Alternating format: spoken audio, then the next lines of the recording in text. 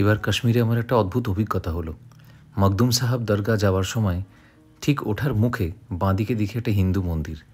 কৌতূহল হলো জানতে যে কিসের মন্দির, কারই বা মন্দির, আর এরকম বন্ধ আছে কেন।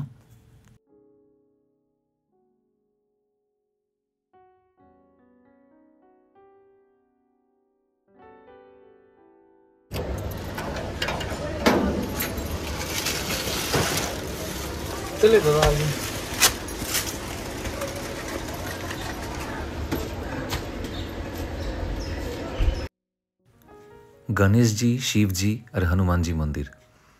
একজন ভদ্রলোকের সঙ্গে আলাপ হলো যার নাম জামিল আহমদ বাট, মুসলিম। ওর বাড়িতে এই মন্দিরে চাবি রাখা থাকে।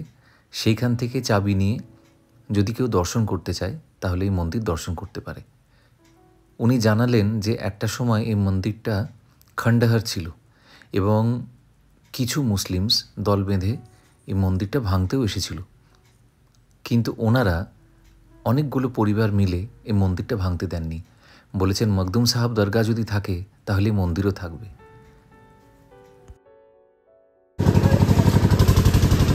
মখদুম শাহ দরগা না? So today we are going to Mokdum Shah Dargah after visiting Ganesh and Shiv Mandir with Faisal Bhai and with Arfin. 100 সিঁড়ি চড়ে তবে দরগায় আসতে হয়, অনেকটা উপরে, এবং এখান থেকে শ্রীনগর শহরের অনেকটাই দেখা যায়।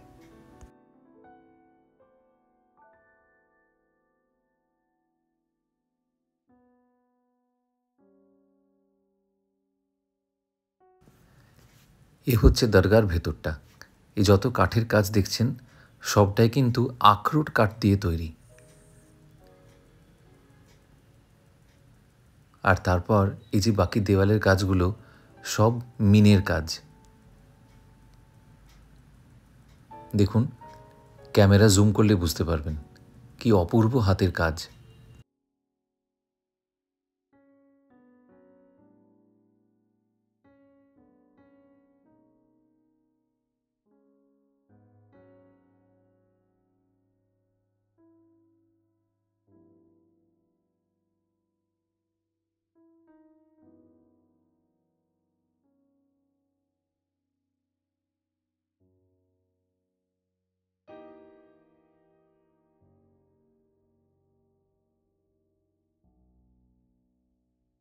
মখদুম শাহ দরগা থেকে বেরিয়ে হঠাৎ নজরে গেল একটা পরিত্যক্ত মসজিদ।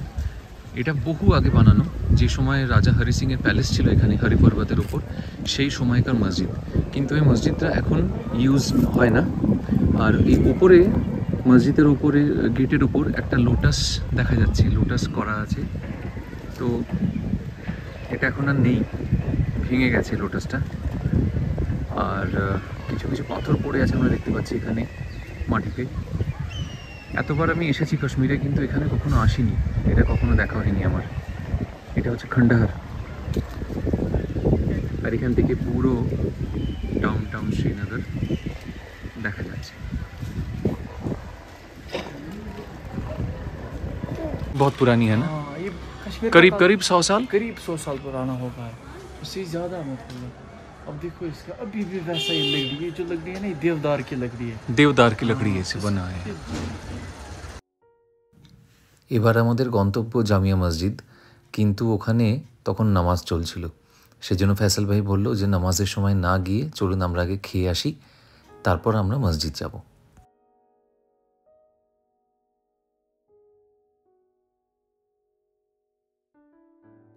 মখদুম শাহ দরগা দেখার পর লাঞ্চ করলাম, মানে পুরো ডাউনটাউন হাঁটলাম, হাঁটার পরে লাঞ্চ করলাম। লাঞ্চ করার পর আমরা দেখতে এলাম হচ্ছে জামিয়া মসজিদ, নহাট্টা চক। নহাট্টা চক খুব বিখ্যাত। এক হচ্ছে জামিয়া মসজিদের জন্য, দ্বিতীয়ত হচ্ছে স্টোন পেল্টিংয়ের জন্য। একটা সময় যখন পাথরবাজি বলতো এরা, আর স্টোনস মারা হতো, তো সেই জন্য খুব বিখ্যাত। আর জামিয়া মসজিদের একটা কমপ্লেক্সের ভেতরে একটা বেশ বড়সড় মার্কেট আছে, সব কিছু পাওয়া যায়, ফুটওয়্যার থেকে শুরু করে জামা কাপড়, অনেক কিছুই আছে। বেশ বড় একটা দোকান, একটা বেশ ব্রিটিশ পিরিয়ডের ফিল আছে এখানে, দেখুন। আর এটা হচ্ছে parking area, and this is the main gate. Of Jamia मस्जिद।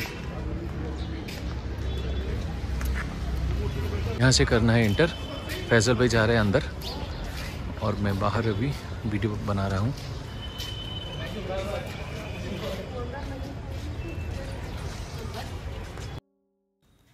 এখানে লেখা আছে মসজিদের ইতিহাস।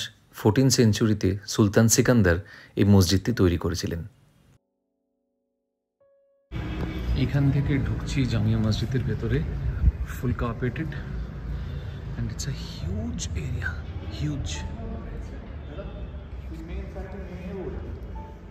আচ্ছা वो है মেন, সব নামাজের জন্য বানানো হয়েছে।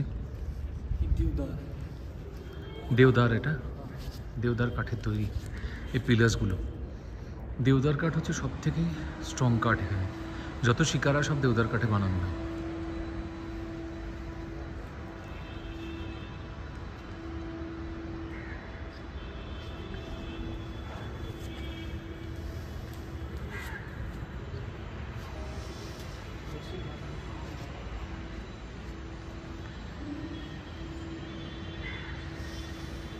ভেতরে এসে এখানে সিঁড়ি দিয়ে উঠে একটা ছোট জলের জায়গা, যেখানে ওযু করার জন্য ফেসিলিটি রাখা আছে উইথ আ ফাউন্টেন। এখানে সবাই এসে ওযু করে।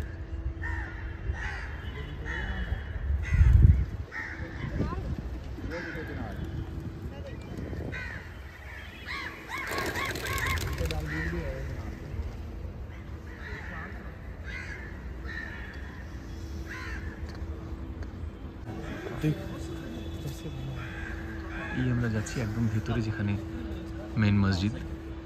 নামাজ পড়ে উইন্টারের জন্য পর্দা দেওয়া আছে, হাওয়া খুব আসে ভেতরে।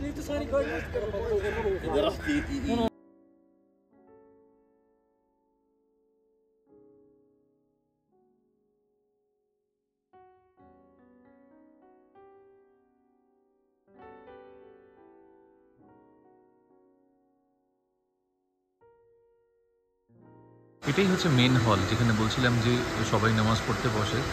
এত বড় হল, এত বড় নামাজ পড়ার জায়গা আমি অন্তত এর আগে দেখিনি কোথাও। আমি হজরতবল গেছি অনেকবার, কিন্তু এতটাও বড় আমি জায়গা দেখিনি যা আমি জামিয়া মসজিদে দেখলাম।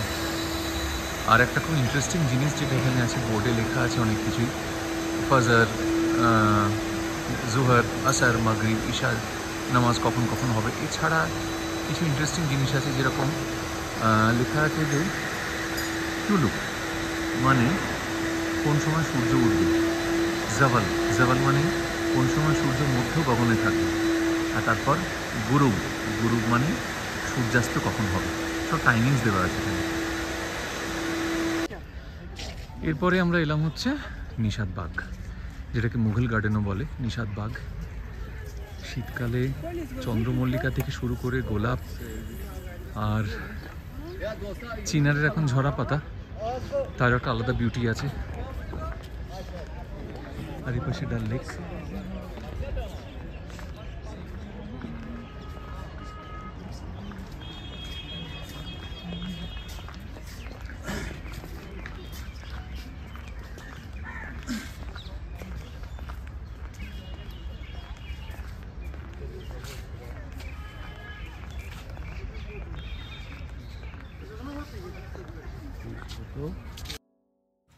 কেমন লাগছে নিশাত বাগ? এখন অবশ্য অটাম, সেই জন্য খুব যে ফুল ছিল তা নয়, কিছু ছিল, ডালিয়া, চন্দ্রমল্লিকা, গোলাপ।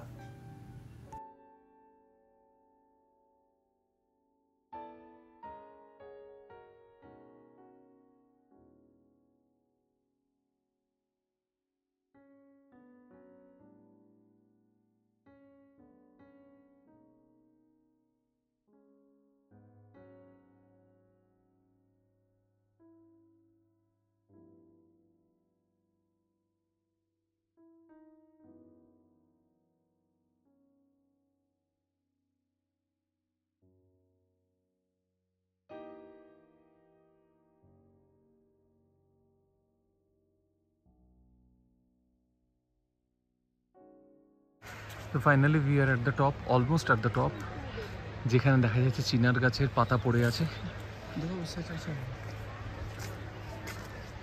और फैजल भाई ने कहा कि उस तरफ एट द टॉप अच्छा रहेगा at the top.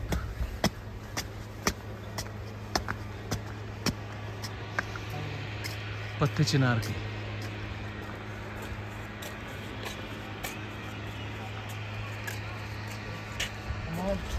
Picture click करेंगे हाँ ऑटोमेटिक।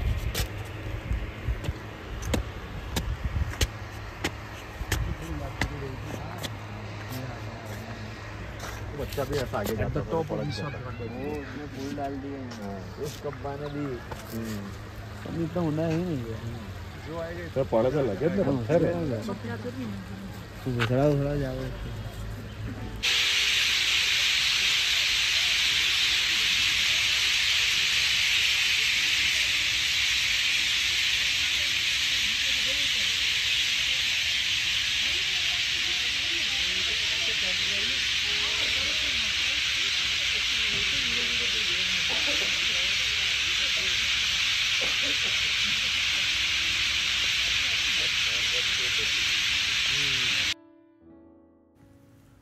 ব্যাস আর কি, কাশ্মীরি ট্রিপ এখানেই শেষ।